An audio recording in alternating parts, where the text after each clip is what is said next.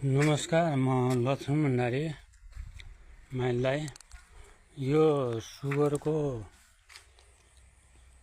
भएको व्यक्तिले जडीबुटीहरू के खाने त?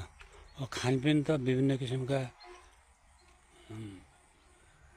खाद्य पदार्थहरू बाइलेन्स मिलाएर खाइन्छ भने यो एउटा यो नररी बुटी भनिन्छ। यसलाई नररी बुटी यस्तो हुन्छ। यो प्रायः बर्खामा पाइन्छ। आजकल यो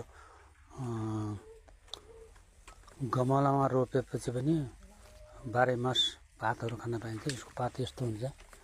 नररी बुटी भनेर तपाईँले सर्च गरे खण्डमा गुगलमा यो प्रष्ट देखिन्छ। यो नररी बुटीको लगभग 10 पत्ता यो कसैले भन्ने गर्छन् यो खाँदाखेरि दाँत पनि हल्लिन्छ, तर मैले खाँदाखेरि दाँत चाहिँ हल्लिएन। मैले त्यत्तिकै चपाएर पानीको साथमा खाने पनि गरेको थिएँ। र अर्को आयो यो पारिजात। यो पारिजात भनिन्छ। यो फुल भर्खर फुल खेलेर सकियो। यो पारिजात, यसलाई पारिजात भन्छ। तपाईँ पात यस्तो हुन्छ। पारिजात यस्तो पात हुन्छ। त्यसलाई यसको बोक्रा यो छिल्ने, यो बोक्रा छिल्ने। त्यसपछि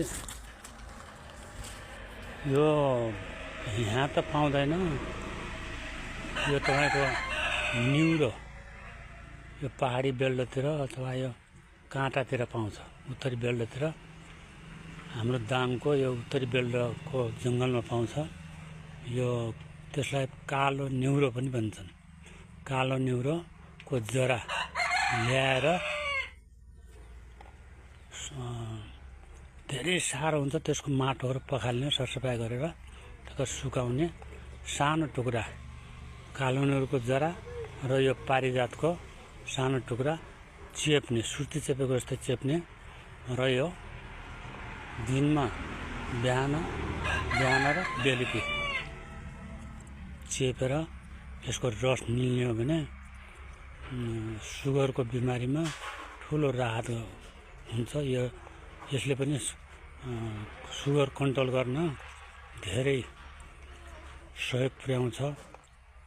त्यसैले मैले पनि यो 3 चिज खाएको हुँ जडीबुटीमा। मैले अन्य जडीबुटी त मैले खाइनँ, यही जडीबुटी खाएको हुँ।